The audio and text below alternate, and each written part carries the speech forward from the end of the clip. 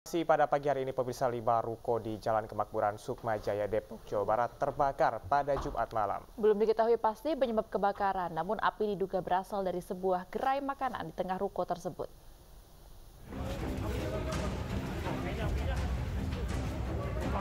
Kobaran api menghanguskan 5 ruko yang berada di Jalan Kemakmuran Sukma Jaya, Depok, Jawa Barat, Jumat malam. Petugas pemadam yang tiba di lokasi terus berupaya mengendalikan api agar tidak meluas ke bangunan lainnya dan pemukiman warga. Sekitar 1 jam berjibaku, pihak pemadam pun berhasil memadamkan api.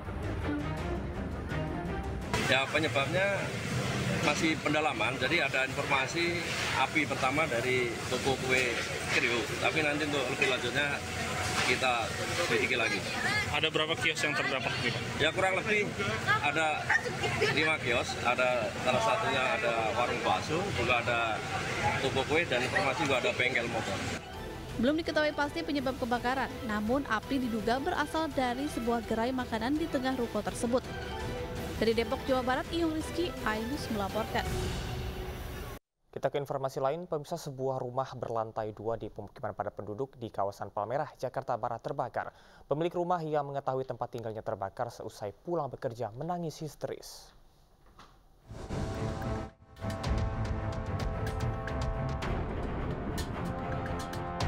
Asap hitam dan kobaran api membakar rumah berlantai 2 di permukiman padat penduduk di Jalan Pelita Gang Butu, Kecamatan Palmerah, Jakarta Barat, Jumat sore. Warga yang melihat api sudah membesar di lantai 2 itu dengan cepat bahu-membahu memadamkan api dengan alat seadanya. Sementara petugas pemadam kebakaran yang tiba di lokasi membantu melokalisir api agar tidak merambat ke bangunan lainnya.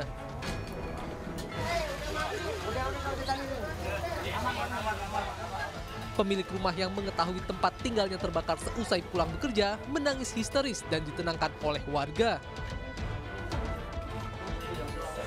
Sementara salah satu warga yang turut membantu memadamkan api mengalami luka di bagian tangan hingga diberi pertolongan medis oleh petugas PMI. Belum diketahui pasti penyebab kebakaran ini, namun diduga api muncul dari korsleting listrik pada lantai 2 rumah yang ditinggal oleh pemiliknya pergi. Terbakar cuma satu unit. Ada korban jiwa, Pak? Alhamdulillah korban jiwa kita nggak ada. Pak, ini sempat dipadami nama warga juga atau bagaimana, Pak? Ya, alhamdulillah warga ini sigap. Sementara ya karena waktunya juga lagi pas hari libur, jadi mereka antusias membantu di lingkungan warga saya yang sedang musibah. Tidak ada korban jiwa dalam peristiwa ini. Api berhasil padam 1 jam kemudian setelah 14 unit mobil damkar beserta puluhan personil diterjunkan ke lokasi. Dari Jakarta, Rizky Falufi, iNews melaporkan. Selanjutnya pemirsa, kebakaran hebat melanda sebuah rumah kos 3 lantai di kawasan Jalan Peneleh 4, Surabaya, Jawa Timur. Diduga kebakaran berawal dari korsleting arus listrik.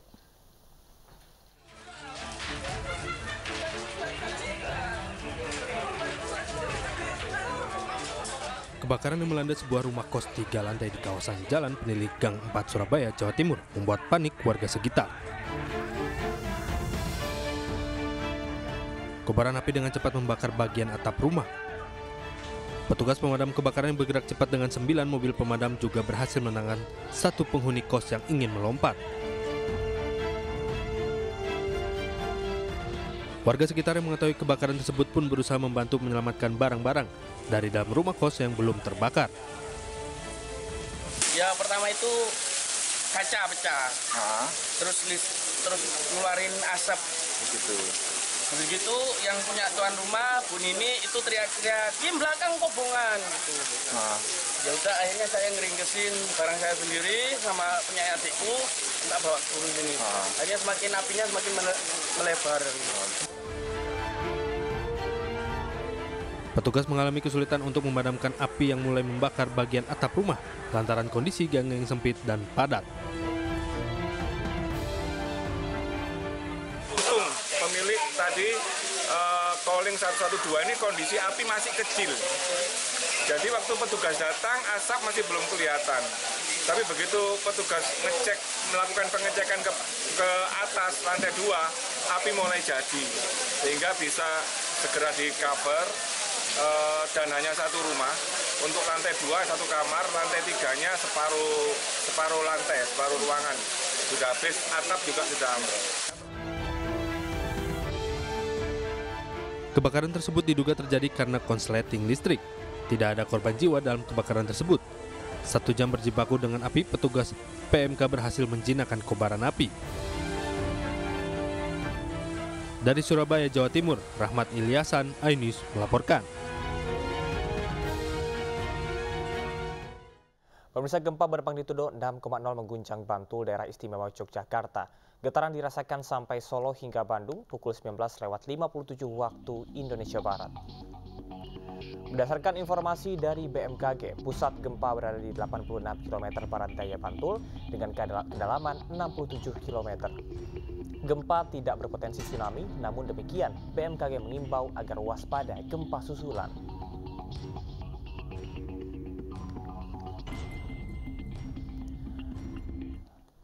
Bencana dari KNPI. Akibat gempa itu, plafon di Taman Budaya Gunung Kidul Yogyakarta ambruk. Sejumlah petugas terlihat berada di dalam ruangan. Belum ada laporan korban akibat peristiwa tersebut.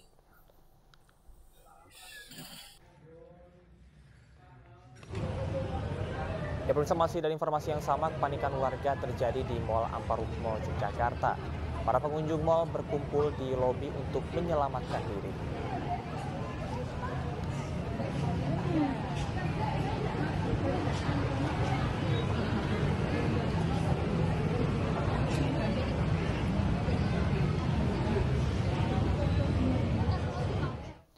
Selanjutnya, pemirsa, gempa magnitudo 6,4 guncang Bantul, Yogyakarta pada malam tadi. Gempa terasa hingga Kabupaten Kulon Progo.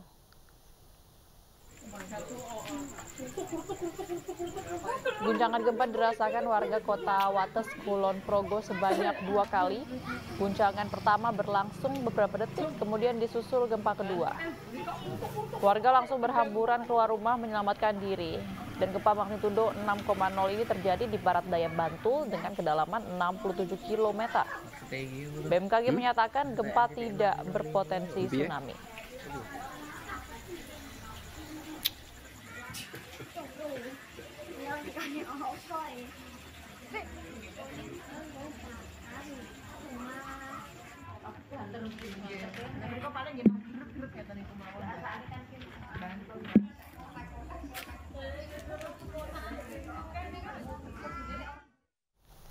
Ya, pemirsa, sejumlah rumah warga di beberapa daerah mengalami kerusakan usai gempa magnitudo 6,0 yang berpusat di Bantul, Yogyakarta.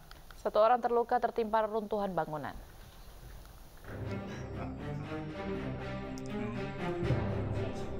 Gempa yang berpusat di Bantul, Yogyakarta mengakibatkan sejumlah rumah warga di Dusun Kuwon Tengah, Desa Pacarejo, Kecamatan Semanu, Gunung Kidul rusak. Salah satunya rumah Anang Subardi yang rumahnya rusak parah. Beberapa tembok jebol dan berlubang akibat guncangan gempa. Ia pun memilih untuk mengungsi ke tempat saudara khawatir gempa susulan terjadi. Yang rusak tembok kamar sama tembok kamar 1, kamar 2, depan, di depan teras. Oke.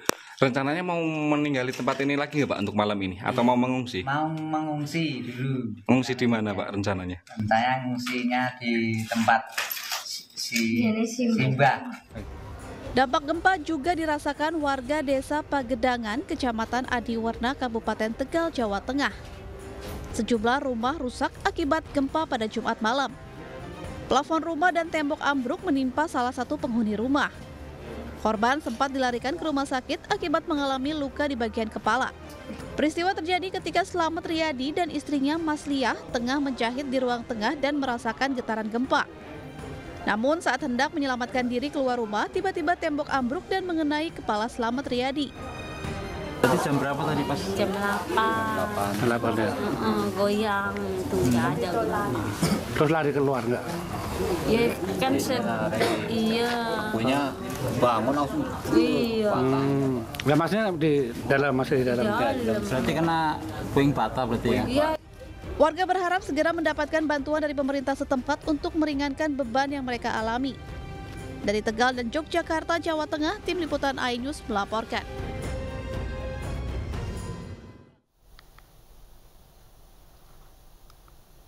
Ya, pemirsa, kita untuk mengetahui kondisi terkini pasca gempa telah terhubung dengan studio rekan Kismaya Wibowo di Gunung Kidul, Yogyakarta.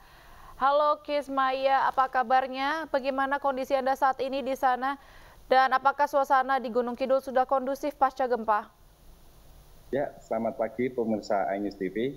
Dapat saya laporkan langsung dari kantor BPBD Kabupaten Gunung Kidul bahwa pasca kejadian gempa 6,4 magnitudo yang terjadi di Bantul, Yogyakarta, kondisi di Kabupaten Gunung Kidul sejauh ini sudah mulai kondusif. Banyak warga yang sudah berani masuk ke rumah mereka. Data terbaru dari kantor Badan Penanggulangan Bencana Kabupaten Gunung Kidul menyebutkan bahwa terdapat 79 kerusakan bangunan akibat gempa malam tadi.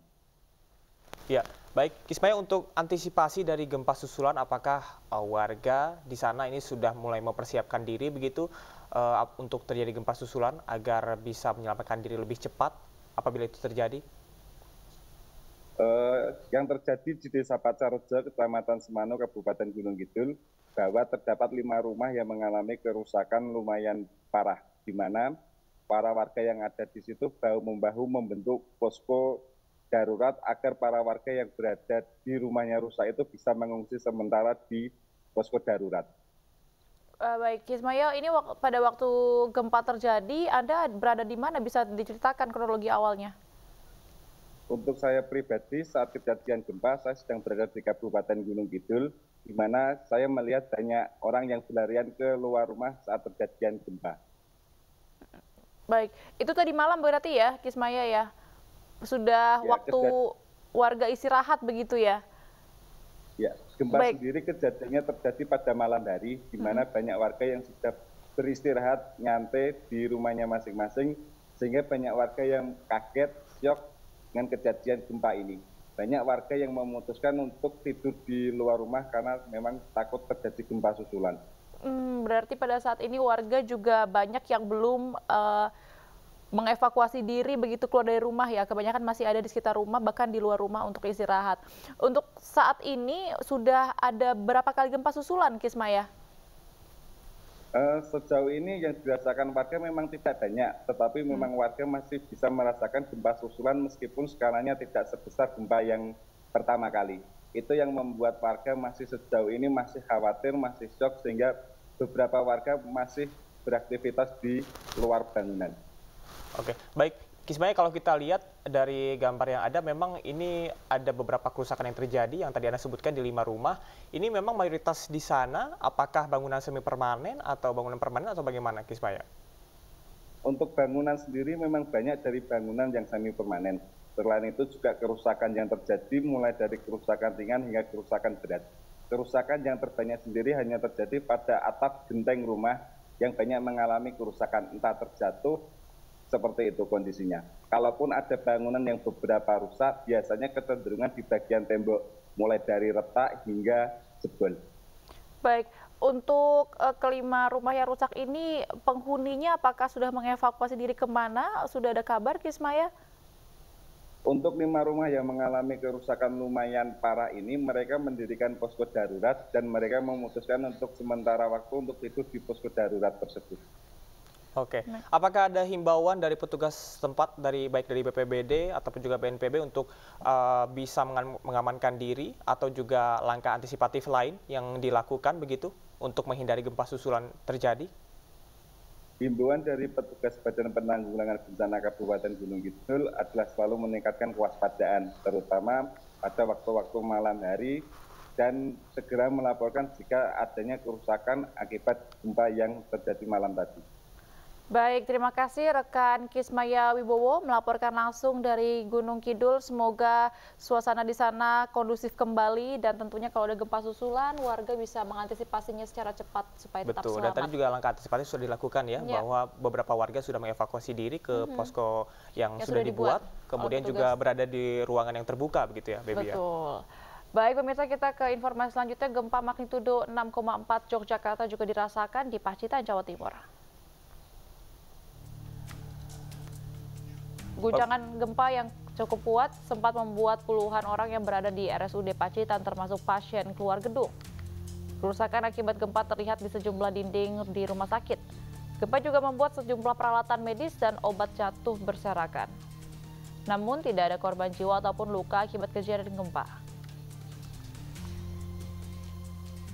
Memang gempa 6,4 yang epicentrumnya di Bantul itu sangat terasa di Pacitan. Bahkan sampai saat ini ada banyak laporan baik ruangan kantor maupun rumah penduduk yang rusak.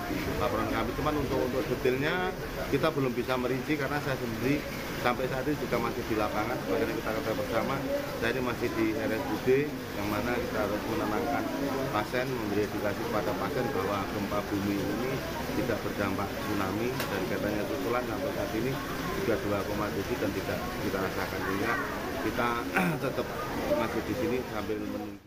Pemirsa, Kepala BMKG Dwi Korita Karnawati dalam konferensi pers pada Jumat malam menjelaskan tentang gempa Bantu Yogyakarta yang dirasakan juga di sebagian wilayah Jawa Barat dan juga Jawa Timur. Ya, menurut Dwi Korita, gempa pada pukul 19.57 ini memiliki magnitudo update 6,0.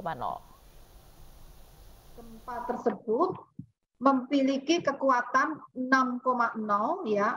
Awalnya adalah 6,4.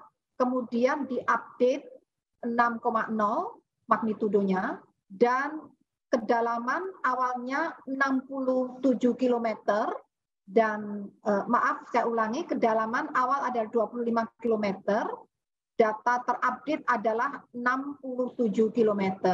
Hasil monitoring BMKG sampai pukul 21.30 waktu Indonesia Barat menunjukkan adanya 20 kali gempa susulan dengan magnitudo berkisar antara 3,0 hingga 4,2. Kemudian selain itu perlu disampaikan pula dengan memperhatikan lokasi epicenter dan kedalaman hiposenternya, maka gempa bumi yang terjadi merupakan jenis gempa bumi menengah atau kedalaman menengah akibat adanya aktivitas tumbukan lempeng Indo-Australia yang menumbuk ke bawah lempeng benua Eurasia.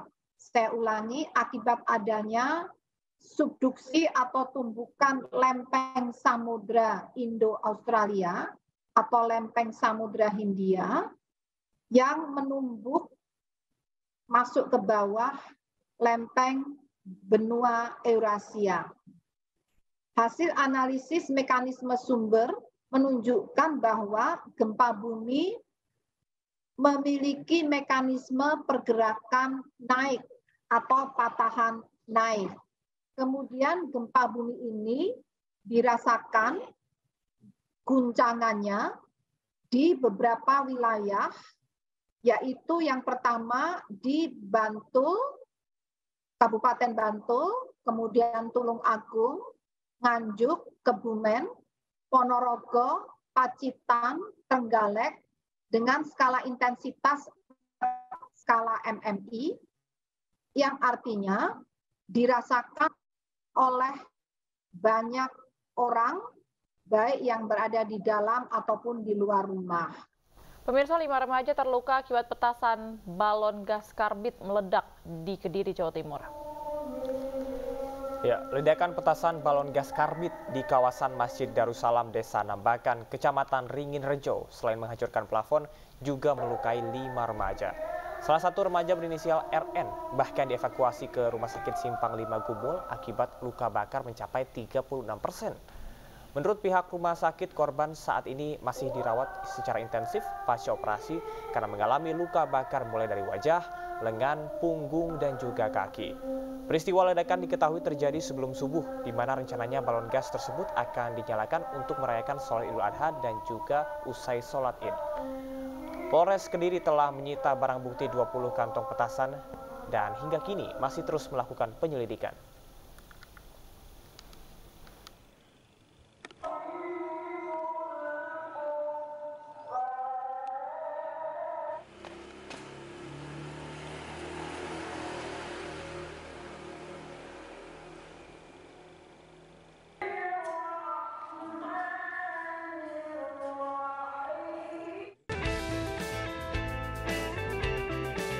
Dihadiri ribuan penonton konser Ambiar Awards 2023 ini sukses menggebrak kota Mojokerto. Konser ini juga dihadiri Wakil Ketua Umum DPP Partai Perindo Boyke Nofrizon yang menyerahkan cenderamata kepada Wali Kota Mojokerto, Ika Puspitasari. Dan salam hormat kami juga, saya sampaikan pesan dari salam hormat dari Pak Haritanu Sudibyo kepada seluruh masyarakat Kota Mojokerto dan juga kepada Ibu Wali Kota Mojokerto beserta jajarannya. Sederet artis ternama ibu kota diantaranya Inul Daratista, Happy Asmara, Farel Prayoga, Cak Sodik, dan artis lainnya menghibur warga. Selain penampilan para artis ibu kota juga dibacakan nominasi Ambiar Awards bagi para musisi dangdut tanah air. Dalam acara yang juga memperingati hari ulang tahun Kota Mojokerto ke-105 tahun ini, juga ditampilkan kesenian khas Kota Mojokerto dari para siswa-siswi pelajar SMP dan SMA. Dari Kota Mojokerto, Solahuddin, iNews melaporkan.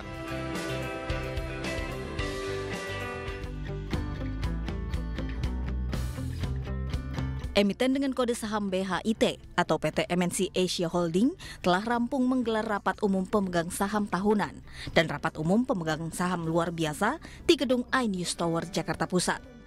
Dalam laporan rapat yang dihadiri langsung Eksekutif Chairman MNC Group Haritanu Sudibyo ini, perseroan mendongkrak pertumbuhan pendapatan bersih 1,2% dari tahun 2021 lalu atau menjadi 18,083 triliun pada tahun 2022. Cakupan utama pendapatan berasal dari iklan non-digital, pertambangan, TV berbayar, dan broadband, iklan digital, konten dan IP, jasa keuangan non-digital, hingga unit bisnis lainnya. Tentunya rapat ini memperlihatkan bahwasannya PT MNC Asia Holding memiliki komitmen yang sangat kuat untuk menerapkan prinsip-prinsip good corporate governance. Itu juga menunjukkan laporan terkait corporate social responsibility yang berarti MNC tidak hanya bicara mengenai masalah pengembangan bisnisnya saja yang berorientasi profit, tetapi juga punya kepedulian yang tinggi terhadap kehidupan sosialnya. Lebih fokus lagi untuk digitalisasinya, jadi apps kita itu sudah sangat-sangat lengkap ya, ada game di dalam, ada radio di dalam, ada musik di dalam, ada berita khususnya karena kita kuatnya di berita dan banyak konten-kontennya di dalam. Jadi semua masyarakat dengan mudahnya itu bisa mengakses ke media-media kita melalui RCTI Plus maupun Vision Plus. Selain itu, perseroan juga menyelenggarakan rapat umum pemegang saham luar biasa untuk menyetujui anggaran dasar perseroan tentang kewajiban pengumuman laporan keuangan yang dibuat di hadapan notaris. Dari Jakarta, Esra Ambarita, Fakih Satrio, iNews melaporkan. Selanjutnya pemirsa, satu mobil minibus terbakar diduga akibat korsleting pada kelistrikan mobil di Pangandaran, Jawa Barat. Minibus itu terbakar saat parkir di sebuah minimarket. Api tiba-tiba menyala pada bagian depan mobil minibus yang terparkir di sebuah minimarket di Cijulang, Pangandaran, Jawa Barat. Mobil atas nama Mita ini, warga Simdang Sari, Mesjid Merak ini terbakar saat pemilik meninggalkan mobilnya untuk berbelanja di sebuah minimarket dengan kondisi mesin menyala. Meski warga berupaya memadamkan api dengan apar, namun api terus berkobar dan menelan setengah badan mobil. Api baru bisa dipadamkan setelah satu unit mobil damkar diturunkan. Tidak ada korban dalam musibah ini.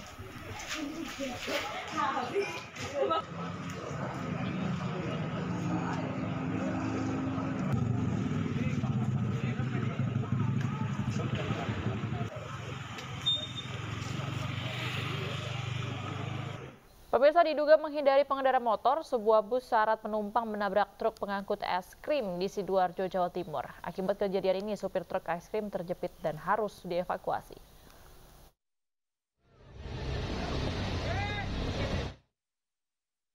Inilah proses evakuasi seorang pengemudi truk bermuatan es krim yang terjepit setelah ditabrak sebuah bus syarat penumpang tujuan Surabaya Solo Jogja Sabtu siang di Jalan Raya Seduri, Kecamatan Balongbendo, Sidoarjo.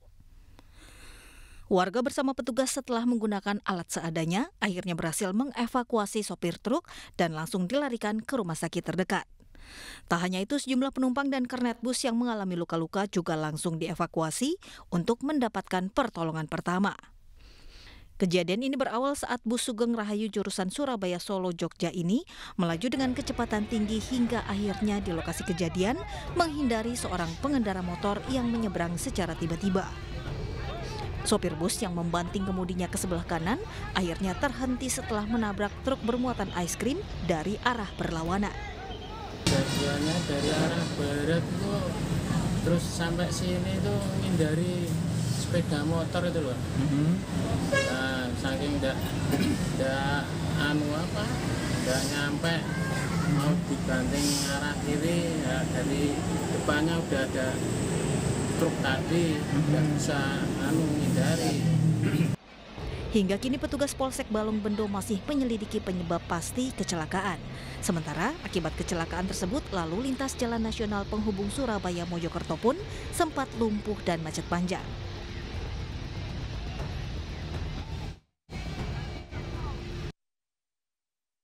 Seorang pedagang sate ditemukan tewas bersimbah darah di warung yang juga rumahnya di Bekasi, Jawa Barat. Tidak butuh waktu lama, polisi menangkap pelaku pembunuhan yang ternyata anak korban.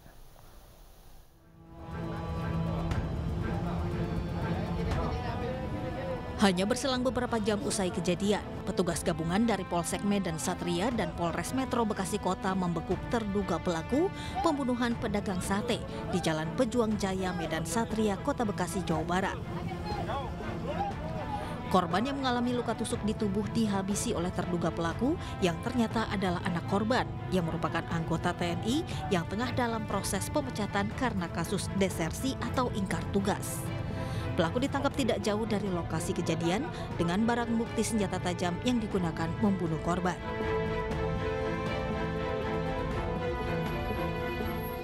Polisi masih mendalami keterangan saksi dan terduga pelaku. Selain itu, polisi juga masih menunggu hasil autopsi pada jasad korban yang kini berada di Rumah Sakit Polri Kramat Jati, Jakarta Timur. Korban inisial WCD ya, itu korban, kemudian yang inisial saksi yang diamankan ada 3 orang, inisial D, yang masih hubungan keluarga dengan korban. Pak, informasi yang berkembang dugaannya anaknya nih Pak yang melakukan. Itu yang masih kita lakukan pemeriksaan sampai hari ini. Semua saksi berarti berhubungan langsung dengan korban itu? Ya, pada saat kejadian ada di lokasi kejadian. Kita lakukan pemeriksaan apakah terduga pelaku inisial D tersebut. Itu masih dilakukan pemeriksaan hingga malam ini. Tiga saksi yang diamankan termasuk terduga pelaku nggak Pak? Termasuk salah satu terduga pelaku. Sebelumnya pada hari perayaan Idul Adha, warga Jalan Pejuang Jaya Medan Satria, Kota Bekasi digegerkan dengan penemuan jasad pria yang juga seorang pedagang sate. Korban ditemukan di warung yang sekaligus dijadikan tempat tinggalnya dengan kondisi bersimbah darah akibat luka tusukan senjata tajam.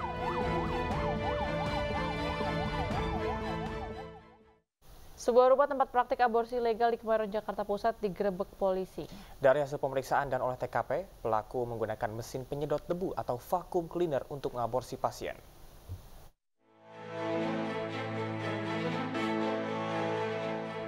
Aparat Satreskrim Polres Metro Jakarta Pusat menggelar olah TKP di rumah yang dijadikan tempat praktik aborsi ilegal di Jalan Mirah Delima, Sumur Batu, Kemayoran, Jakarta Pusat, Rabu sore.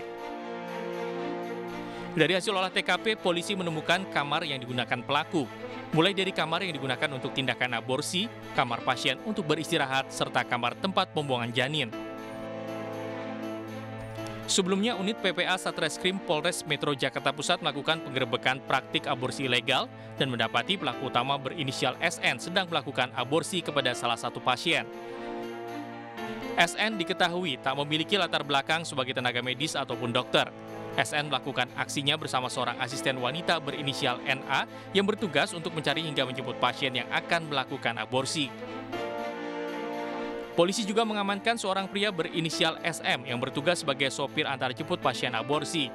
4 orang wanita yang menjadi pasien yakni J, AS, RV, dan IT juga diamankan petugas. Berdasarkan pemeriksaan, pelaku menggunakan mesin penyedot debu atau vacuum cleaner untuk menyedot janin dan kemudian membuangnya ke dalam kloset. Meski baru sekitar 1,5 bulan menyewa rumah tersebut, namun para pelaku telah melakukan praktik aborsi kepada puluhan orang wanita dengan tarif jutaan rupiah. Eksekusi itu antara 2,5 juta sampai dengan 8 juta, tergantung dari usia kandungan. dari pengakuan sementara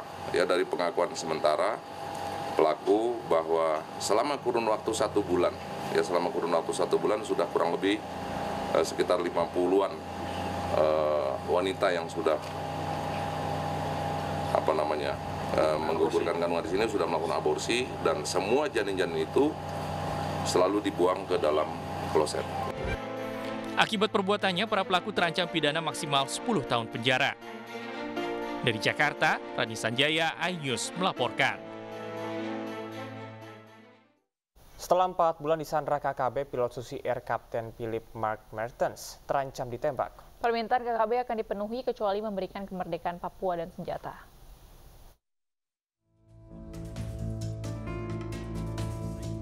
Tenggat waktu yang diberikan oleh KKB untuk memenuhi tuntutan mereka semakin dekat.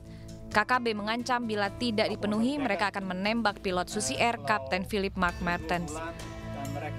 Negosiasi telah dilakukan berulang kali, namun KKB teguh dengan tuntutannya. Kami sudah dari pemerintah sudah memberikan tawaran-tawaran kepada dia, sekarang tinggal dia memilih. Tetapi kalau minta merdeka, saya bilang itu hal yang tidak mungkin. KKB pimpinan Egyanus Kogoya mengirim ancaman yang disampaikan oleh pilot Susi Air pada Jumat 27 Mei 2023 lalu. KKB mengancam akan menembak Kapten Philip bila tuntutan mereka tidak dipenuhi dalam waktu 2 bulan. Pilot Susi Air, Kapten Philip Mark Mertens disandra KKB pimpinan Egyanus Kogoya sejak 7 Februari. Selain menyandra pilot, KKB juga membakar pesawat Susi Air yang dipiloti Philip. Rangkaian operasi penyelamatan telah dilaksanakan, namun hingga kini belum membuahkan hasil. Dari Jayapura, Papua, Freddy Nuboba, iNews melaporkan.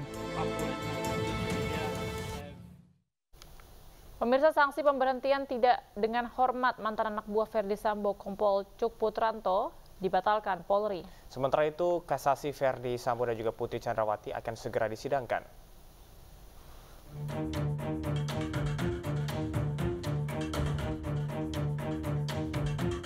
Mantan anak buah Ferdi Sambo, Kompol Cuk Putranto batal dipecat Polri. Padahal sebelumnya, Cuk Putranto bersama anak buah Ferdi Sambo lainnya dipecat dengan tidak hormat dari Polri. Sanksi pemecatan dibatalkan lantaran dalam putusan banding dinyatakan bahwa Cuk tidak berhak menerima sanksi pemecatan. Dalam sidang putusan banding, Cuk Putranto didemosi selama 1 tahun. Cuk masih berstatus anggota Polri. Sementara itu, Mahkamah Agung akan segera menyidangkan kasasi kasus Ferdi Sambo. Selain Ferdi Sambo, kasasi Putri Chandrawati juga akan segera disidangkan. Keduanya masuk dalam klasifikasi pembunuhan berencana. Sidang kasasi Kuat Ma'ruf juga akan segera digelar. Kasasi ini diajukan setelah Pengadilan Tinggi DKI Jakarta menolak banding yang diajukan para terdakwa. Dengan demikian, vonis Sambo masih sama, yaitu hukuman mati. Tim Liputan iNews melaporkan. Kapolri beserta Panglima TNI hadiri doa bersama lintas agama menjelang Hari Bayangkara ke-77 di lapangan Bayangkara, Jakarta. Agenda doa bersama ini juga dihadiri lebih dari 3.000 orang dari berbagai lapisan masyarakat, tokoh agama, tokoh masyarakat, organisasi mahasiswa, hingga organisasi kemasyarakatan.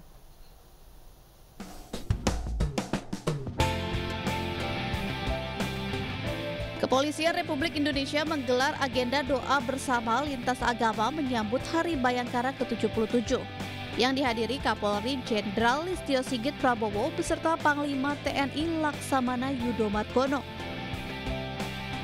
Doa bersama dihadiri 3.200 orang dari berbagai lapisan masyarakat, tokoh agama, tokoh masyarakat, badan eksekutif mahasiswa, hingga organisasi kemasyarakatan. Dengan tema merajut nasionalisme dan toleransi beragama, acara ini juga sebagai upaya Polri merawat kebinekaan dalam bingkai persatuan dan kesatuan bangsa jelang pemilu 2024. Dalam kesempatan ini, Kapolri juga memberikan penghargaan bagi anggota Polri dari Polda di seluruh Indonesia yang telah memenangkan lomba bidang keagamaan. Kegiatan untuk meningkatkan tingkat keimanan dari masing-masing anggota kami, dan ada kegiatan lomba MTQ, ada lomba menyanyi solo dan bergu untuk vokal grup, Kristen Katolik, kemudian lomba membaca Seloka, kemudian juga lomba membaca kitab Dharma Panca. Mewakili prajurit TNI, saya mengucapkan selamat Hari Bayangkara ke-77. Sehingga dengan harapan kami dengan ulang tahun yang ke-77 ini, sinergi TNI Polri dapat terus berlanjut dan semakin kuat guna menghadapi tentunya pemilu 2024. Di Hari Bayangkara ke-77, Polri juga merevitalisasi situs budaya dan agama. Dan diakhiri acara Kapolri dan Panglima TNI memberikan beberapa gerobak untuk pelaku UMKM agar dapat meningkatkan ekonomi warga. Dari Jakarta, Indra Setiabudi, iNews melaporkan. Memperingati Hari Bayangkara dengan cara bedah rumah dan tempat ibadah dilakukan Polresta Malang Kota. Selain memperbaiki bangunan, juga diterapkan konsep rumah sehat.